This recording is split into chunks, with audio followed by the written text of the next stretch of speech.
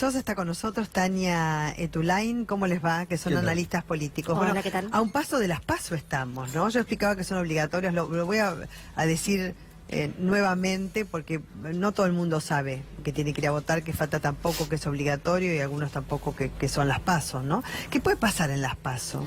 Bueno, yo creo que el primer elemento es que vamos a unas PASO hiperpolarizadas, y pongo el prefijo hiper porque esta sin dudas es la elección más polarizada de la vuelta de la democracia. Digo, hoy la tendencia 85% se concentra entre el Frente de Todos y Juntos por el Cambio, y puede ser que sea más. Me parece que puede pasar algo curioso, que es que las PASO sean como una especie de primera vuelta y que octubre sea una suerte de balotaje. ¿Entiendes? O sea, puede ser muy fuerte el condicionamiento político de las PASO, porque si alguno de los candidatos llega a estar a 2 o 3 puntos de llegar al 45%, realmente configura otro escenario de cara a octubre. Y después me parece que hay 3 elementos a tener en cuenta, que es cómo está perfilando la campaña de Cambiemos, o Juntos por el Cambio, que es muy distinto a la del 2015.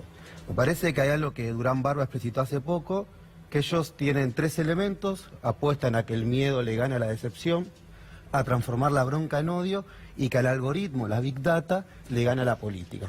Creo que cuando uno la ve, la compara con el 2015, pasamos del sí se puede a la doctrina Chocobar. Pasamos de la buena onda, la alegría, los globos, a una campaña que plantea esta idea del temor a perder la democracia, el autoritarismo versus la república. Lo que hacen los oficialismos habitualmente, apelar al miedo, ¿no? Apelar al miedo. El cambio implica además cierta inseguridad. Entonces lo que hacen es, che, pero si cambiamos las cosas se van a poner heavies. Lo hizo el kirchnerismo en el 2015, apelando al miedo, y lo hace el oficialismo ahora apelando al miedo. Sí, yo a eso le sumaría algo, Mariano, que es: se apela al miedo, pero también se está apelando a los discursos de odio.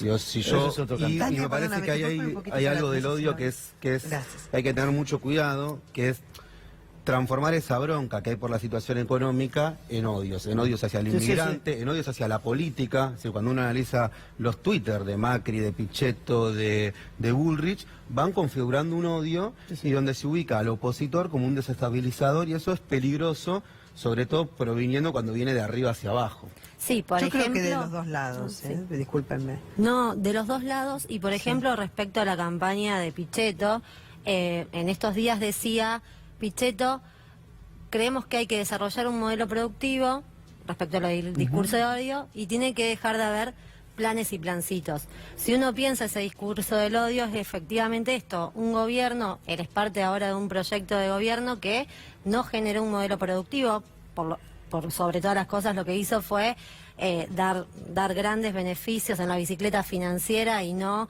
efectivamente poner el foco en las pymes, que son las grandes generadoras de trabajo, y dice: hay que dejar de dar planes y plancitos, hay que ir hacia un modelo productivo. Bueno, esto no es lo que ha hecho Cambiemos durante estos 4 años, y por otro lado, dentro de esa frase se esconde también que Cambiemos efectivamente ha aumentado los programas sociales. Hay más de 300.000 programas sociales en Argentina respecto al 2015, y otro de los puntos fundamentales es seguir mirando al pobre como si fuese el planero del Estado, en vez de dar vuelta a la torta y empezar a pensar quiénes son efectivamente los que más han beneficiado en este modelo productivo, que claramente estos grandes planes, estos grandes beneficios los han tenido los sectores concentrados del poder. Por ejemplo, el sector exportador. El sector exportador, cuando quiere que aumente el dólar para aumentar sus ganancias, se sienta sobre la soja, sobre el trigo o sobre cualquiera de los bienes exportables, y les pide al Estado que aumente el dólar. Y no liquida los dólares. Y no liquida los dólares. Entonces lo que hay que pensar: ¿dónde está el plan y plancito? ¿Dónde está el beneficio, por ejemplo, cuando nosotros estamos discutiendo o queriendo discutir que se bajen las tarifas de gas y de luz? ¿Y cómo ven la campaña del Frente de Todos? Bueno, me parece que es una campaña que tiene un eje puesto, que es la idea del acuerdo social, y eso me parece que es muy importante, ¿no? Digo, ya en su momento Cristina lo había planteado en el Congreso de Claxo, la idea del contrato social, Y yo creo que ahí hay dos desafíos, es decir, cómo construimos un acuerdo social que le hable al todo, pero también a la parte. Nosotros vivimos en sociedades donde las demandas están hiperfragmentadas. Antes, en el siglo XX, era muy propio donde uno decía, bueno, había luchas de primera, otras luchas de segunda, ¿no? Por ejemplo, la lucha por la jornada laboral era una lucha de primera, la lucha del medio ambiente se solía pensar que era de segunda. En estas sociedades actuales, eso ya no es tan así, eso es discutible, entonces existen una cantidad de demandas y creo que este día del acuerdo social es este día de hablarle al individuo, pero hablarle al individuo en el marco de un colectivo. Y por eso la elección de Alberto Fernández como candidato a presidente, por la búsqueda del acuerdo social, porque la verdad, pensándolo fríamente, si uno imagina que Cristina era muy difícil que pudiera alcanzar un acuerdo social. Yo creo que va en esa línea porque lo que se busca es que todos los agredidos y agredidas de la crisis fue ir ampliando. Me parece que la apuesta de Alberto fue una apuesta por ampliar ese acuerdo. Y creo que hay algo clave, que es obviamente que el Frente Todos pone el eje en el discurso económico, pero también está poniendo el eje en construir nuevas narrativas de futuro. Y esto es importante tener en cuenta porque las sociedades no votan solo por el bolsillo. Las sociedades también votan por aspiraciones, por subjetividades, por emociones. Y Marcos Peña hace poco decía, bueno, le hablamos al votante en el alma. ¿No? Se habla mucho de Marcos Peña decía, le hablamos al votante del alma. Y hay una cuota de razón en eso. Sí. Claro. Por lo general no se vota por el presente en una elección, se suele votar o por el pasado, porque hay una idea de un pasado glorioso, o por el futuro, y más bien suele ser más por el futuro. Entonces creo que quien construye una mejor narrativa de futuro está en mejores condiciones de ganar la elección. Me parece que el Frente de Todos, obviamente que el oficialismo cuenta con la ventaja de que ya venía con un discurso más prefabricado. Sí, ser oficialista tiene su ventaja y su desventaja también. Uno es el desgaste de la gestión y bueno, y por supuesto los aciertos y también los errores que se cometen para cualquier gobierno, de cualquier signo político, por supuesto, ¿no? Pero también hay que cargar con los errores propios para poder, después más allá del aparato con el que se cuenta. El aparato es lo que tenés a favor, digamos. En pro y en contra, claro. Sí, pero a mí me parece que los partidos políticos o las alianzas, lo que les está faltando también es hacer las propuestas de la agenda de los temas. ¿Cómo se van a solucionar los temas? Me parece que están más, hablabas vos de las campañas. Yo el otro día, ¿te acuerdas que te dije que había escrito una editorial sobre las campañas propositivas a las cuales, digamos, yo adhiero? Pero eso viene y después debate. están las campañas negativas, que es poner el foco, digamos, en los defectos del adversario, el contrincante, digamos, y después están las campañas sucias, que es cuando se inventa algo, digamos. En la campaña negativa, aquel que es agredido, digamos, en cuanto a sus defectos o errores, tiene que salir a defenderse permanentemente, con lo cual es un ataque. Pero la campaña sucia no. Fue muy agresivo lo que recibió también María Eugenia Vidal, ¿eh? Fue muy agresivo. Ahí creo que cambiemos lo que hace un poco es trabajar a través de los focus group, ¿no? Entiende que la opinión del electorado es una opinión y empieza a hablar de distintos temas en vez de hacer lo que vos acabas de decir. Sí. La política debe proponer nuevas problemáticas y debe darle soluciones a esas problemáticas. Claro, ¿cuál es tu agenda? A ver, ¿qué me propones? En economía, ¿qué me propones? Con el dólar, ¿qué me propones? Con lo que fuese, qué sé yo, a cada uno, con la producción para que vayan a votar. Estábamos hablando también de la presentación de los programas, que los veo bastante ausentes por parte de las alianzas o los partidos políticos. Creo que esperamos mucho más de los políticos en este momento, más allá de la chicana, o hablamos también de la campaña sucia. Lo último fue lo que se dijo María Eugenia Vidal, que no estoy para nada de acuerdo, no me gustó eso, como no me gusta la agresión o a Cristina o a quien fuese, digamos. La campaña sucia en sí no nos aporta nada bueno, todo es malo. Y además lo que queremos saber es qué van a hacer con la economía, con nuestro bolsillo, con el dólar, con la producción, con el empleo, etcétera. ¿No les parece que están un poco huérfanos de propuestas los partidos, que debiesen enfatizar un poco más en eso? Yo creo que hay que tener en cuenta que esto es como el primer paso, las pasos, valga la redundancia, y que de alguna manera cada uno está mostrando. Me parece que en el caso del oficialismo, ante el fracaso económico, se refugia mucho en el aspecto cultural. Es decir, como no puede mostrar grandes datos o grandes logros en el modelo económico, su discurso está muy centrado en lo cultural. Es decir, Cambiemos siempre fue un gran constructor de mitos, y los mitos no importan si son verdad o son mentiras, sino importan si se creen. Esta idea de nos sacrificamos 4 años y ahora va a venir el fruto de nuestro sacrificio, la idea de la meritocracia, los que no quieren, los que ponen palos en la rueda. Me parece que cuando uno ve todo el discurso de Cambiemos es un discurso muy cultural, que puede ser que en ese discurso se diluyan las propuestas, si se quiere, más de medidas políticas. Y en el caso del Frente Todos, me parece que es un frente que relativamente hace poco terminó de conformarse con la incorporación de Pino Solanas, demás, y que recién ahora empieza a encontrar, pero que va marcando con mucha insistencia esta idea de que hay 4 millones de pobres nuevos, de cómo índices como 27% de la inflación cuando se fue Cristina hoy está en 55%, y hay algo, Belén, que a mí me parece que sí es clave con esta idea de la campaña sucia, que yo creo que hay que poner una alerta, una luz roja, que es tener en cuenta el antecedente de Brasil con Bolsonaro. En el caso de la elección en Brasil con Bolsonaro, se combinaron varios factores de campaña sucia. Por un lado, lo que se llama comúnmente como la fake news, que quiere decir noticias falsas.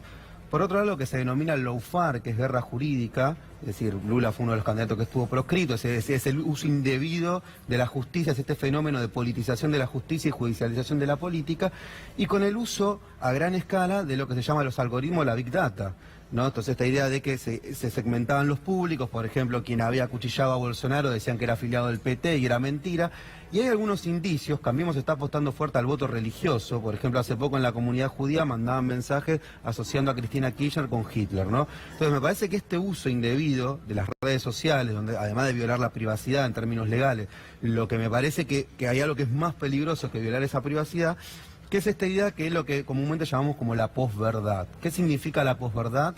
La posverdad se quiere decir cuando ya no existen verdad y mentiras, ¿sí? Antes hay un filósofo Nietzsche que decía: lo importante no eran los hechos, sino la interpretación de los hechos. Ahora parece que ya ni siquiera importa si existen los hechos. O sea, la posverdad mata el pensamiento crítico. Y cada uno interpreta respecto de lugar donde se encuentra. Donde uno va a confirmar la creencia. Entonces se asocia al adversario con emociones, con sensaciones, y eso es una cuestión muy de esta época. Pasó en la campaña de Trump en Estados Unidos, pasó en Brasil con Bolsonaro. Es esta idea de, ya no importa si lo que hace el otro es verdad o mentira, sino que directamente yo porque es el otro.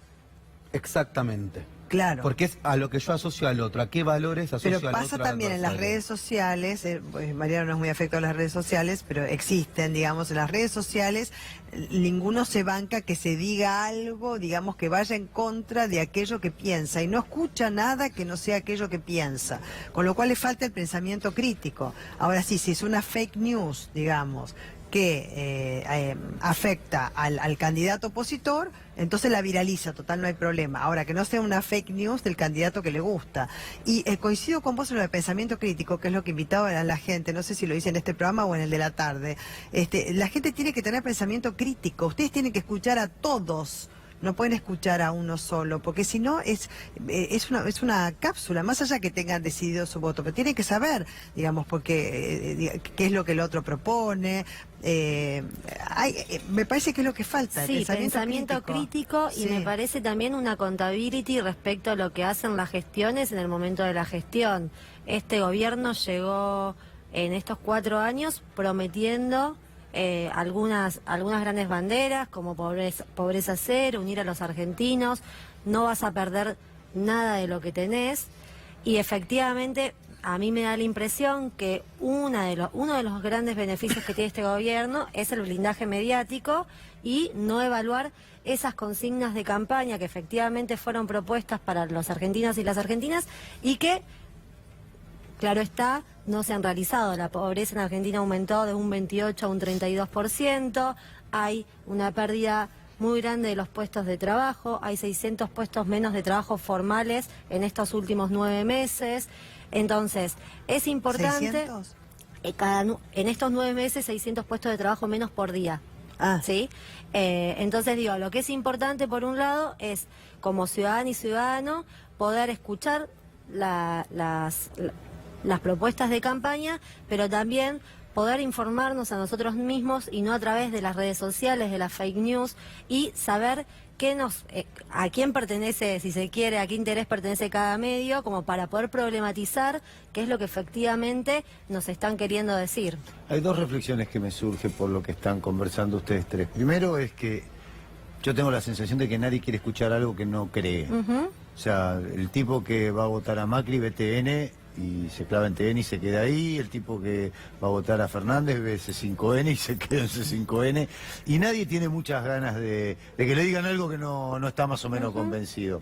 Esta es mi impresión, y efectivamente ahí hay un problema porque no tenemos pensamiento crítico. Claro. Y el segundo punto que me que me parece como que no tiene salida, es lo que ustedes están hablando sobre las propuestas. O sea, ¿desde qué lugar uno va a decir, bueno, quiero que se pare Macri o Fernández en un debate y hagan propuestas? Si después las propuestas no son para cumplir. O sea, vos decís, bueno, yo quiero que todos los maestros ganen 45.000 pesos por mes. Y vos podés decir, en un debate podés decir lo que se te cante. Yo no me voy a olvidar más del debate entre Macri y Scioli, en donde todo era azul, todo era rosa, y en qué te has convertido, Daniel, y después todo lo que dijo Macri no cumplió nada. Entonces, ¿hasta qué punto también tienen valor si no son vinculantes las propuestas que se hacen en los Bueno, debates? ahí está entonces el poder que tiene la gente, que tenemos todos, que es el del voto en un Estado democrático, una forma de gobierno republicano donde se respeten las instituciones. El ciudadano debe saber que tiene muchísimo poder. Nosotros, cada uno de nosotros tiene mucho poder. Por eso también invito a la reflexión, al pensamiento crítico, y que miren TN, C5N, que miren todos los canales, escuchen a todos los candidatos. Sí. Perdón, ¿no? Digo, de las dos reflexiones que dice Mariano. De la primera, yo creo que es importante tener en cuenta que hay un 15-20% que comúnmente le decimos los indecisos, las indecisas. ¿Cuánto es ahora? Que antes era un 30. Ahora, chicas, ¿no? Ahora estarán un 15-20. y ahí empiezas a temblar. Bueno, por eso la hiperpolarización. Pero ahí, ese 15 o 20, que cada vez es más 15 y menos 20, y va a ser cada vez más 10, y así sucesivamente, me parece que es un votante muy ecléctico, que define su voto en las últimas 2-3 semanas, y que hay algo a tener en cuenta. Cuando vos analizás en el 2015 balotaje entre Scioli y Macri, la diferencia fue de 650.000 votos, en términos cuantitativos. Sí. Ahora, cuando vos querés analizar cualitativamente cuáles son esos votos, gran parte está en los sectores de clase media-baja, de la ciudad de Buenos Aires, de Córdoba y del conurbano, que no vienen de una tradición, que por ejemplo muchos habían votado en el 2011 a Cristina. Entonces un voto que no es un voto duro ideológico, no es ahí cautivo. me parece cautivo, ¿no? Que dice, bueno, voy a votar un poco a Macri, pase lo que pase, me muestren las fake news que me muestren, o al revés con el frente de todo. Me parece y aparte es el voto que define en un punto, que desbalancea. Bueno, ahí tenés esto. Entonces, ahí creo que ahí tenés el bolsillo. Ahí aparece el bolsillo, aparece la cuestión económica, aparece también es esa persona que ascendió un poco socialmente, pero ve que con Macri no empeoró su calidad de vida, pero a su vez las variables de reproduce un discurso cultural de una élite. Ahí es lo que ustedes decían, las variables que hay para decidir el voto, lo aspiracional. Entonces, si vos me decís, vota porque tiene la heladera vacía, vota por la mascota, no sé, en la ciudad de Buenos Aires el 67% tiene, por dar un ejemplo, ¿no? Vota por ambas cosas. La estrategia de la oposición tiene que ir por ambos, ¿sí? Porque probablemente en ese voto esté fuerte lo económico, pero también esté fuerte un determinado discurso de progreso individual. Por eso yo creo que es clave, desde el arco opositor, no regalar o no ceder la idea del progreso individual. ¿Por qué? Porque progreso individual no es individualismo, ¿sí? O sea, hay una cuestión que yo me detengo en este paréntesis, que una cosa es, hay que reivindicar a la individualidad para combatir el individualismo. ¿Qué quiere decir esto? Una cosa es la individualidad, eso que es propio, la forma que tenemos de autopercibirnos, eso que hace que cada uno sea diferente. Y otra cosa muy distinta es el individualismo. El oficialismo lo confunde a propósito. Yo creo que es a través de un acuerdo social, a través del colectivo, estaría de acuerdo que yo cedo un poco para estar mejor yo y para que esté mejor el otro. Creo que ahí hay algo importante. Y a tu segunda reflexión respecto a las promesas, si se cumplen o no, yo creo que gran parte del rol del pensamiento crítico es conectar las demandas que están latentes en la sociedad civil con las agendas políticas. Y me parece que hay que tener en cuenta que en nuestro país en los últimos años han aparecido nuevos emergentes. Los feminismos, los trabajadores de la economía popular, los inquilinos, aparecen los jóvenes, son el 35% del padrón. Y hay 400.000 jóvenes nuevos que tienen demandas nuevas. Entonces me parece que parte también es otro va a ser panorama clave del 2015, pensar cómo se conectan las agendas políticas propositivas o esas propuestas también con estas nuevas demandas. Claro, o sea, esos 650.000 que decías que marcaron la diferencia entre Macri y Scioli de la otra vez, digamos, también ahora hay otra composición, digamos. Y después hay desencantados de los dos lados, del kirchnerismo, del macrismo. También. Y después está el núcleo duro, ¿no es cierto? El votante que ya tiene, porque también Cristina Fernández de Kirchner tiene fanáticos, o sea, el kirchnerismo tiene fanáticos, Macri también tiene algunos. A mí no me gusta tiene hablar de más fanáticos. Sí, tiene tiene seguidores que son... Tienen personas que son como adherentes sólidos y que a partir de una pertenencia histórica y un montón de... Pero el fanatismo me parece que no conduce a ningún lado. ¿Sabes por qué te digo? Porque tanto para Macri o para Cristina Fernández de Kirchner o para quien sea, cuando, digamos, están tan enquistados en su voto, pero no pueden ver, digamos, ninguna falla respecto de lo que puede tener su candidato, que los hay en los dos lados, Por obviamente, supuesto, porque los dos han fallas hay tenido fallas hay en todos gestión, lados. ya se convierte más en un fanatismo desde el punto de vista de la evaluación del análisis político. Por lo menos Respecto del mío. a eso, Sí. una cosita. Hay un libro que es el de Pablo Tauzón y Martín Rodríguez, que habla efectivamente de esto, de la grieta, ¿no? De a quién benefició la grieta en los últimos años, esta discusión acerca de los fanáticos, el núcleo duro de cada sector. Y me parece que ellos marcan muy claro que desde el comienzo, si se quiere, más fuerte la grieta, que es en el año 2008, en el conflicto contra el campo, hay una sola elección que gana el kirchnerismo, que es la del 2011. Después hay pérdida de elecciones consecutivas. El kirchnerismo se recuesta en su lado más progresista y deja de, si se quiere, interpelar estas nuevas demandas que recién decía Nahuel, que son propias, nuevos emergentes de la sociedad civil, emergentes como la economía popular, emergentes como, bueno, tampoco, digamos, conflictos con centrales sindicales importantes que eran base de sustentación para el kirchnerismo, entre otros actores. El progresismo que hoy está dentro, si se quiere, el progresismo de la ciudad que hoy está dentro del armado de Alberto. Mirá, entonces, efectivamente, así te hago. si se quiere, esa grieta benefició a un proyecto como es el de Macri, por eso Macri sigue teniendo y sosteniendo el discurso de la grieta. Y a Macri y a Cambiemos en sí le hubiese convenido más una opositora como Cristina en las elecciones que un opositor como Alberto, que puede unir a un Es amplio... más moderado, más de centro. Y sí. pudo construir la heterogeneidad dentro de las diferencias que hay en la oposición, ser hegemónico dentro de esas diferencias y lograr ver que el conflicto es constitutivo de los propios proyectos políticos, que se puede generar un proyecto político que tenga efectivamente una visión para el conjunto de la sociedad, teniendo disidencias dentro del propio proyecto político, ¿sí? Sí, a esto Vamos- yo le vamos cerrando, sumo sí. dos cosas. La primera es, el Frente de Todos debe ser uno de los frentes que yo supongo más plurales, que de mayor unidad de la vuelta a la democracia. No sé si el Frejuli es un antecedente, pero digo, es un frente en el cual prácticamente no falta El nadie. Frejuli Exacto. tenía mucho, Pero yo quiero decir, muchos actores. fue una novedad política. Después me parece que hay algo que es importante ver, que es esta idea. Nosotros formamos parte también de un colectivo de intelectuales que se llama Agenda Argentina, y hace poco hacíamos un foro llamado Hablemos de Ideas. Justamente hablemos de ideas porque cuando uno habla de personas, despolitiza. Ese foro contó con el cierre de Alberto Fernández, y una cosa que decía es hay que defender al desobediente. Es decir, no se le puede exigir al pensamiento crítico que obedezca, por el contrario, es dentro de esas desobediencias, dentro de esta heterogeneidad. Nosotros vamos a una etapa, si hay una ventaja que tiene la oposición, es que probablemente signo de esta época sea la heterogeneidad.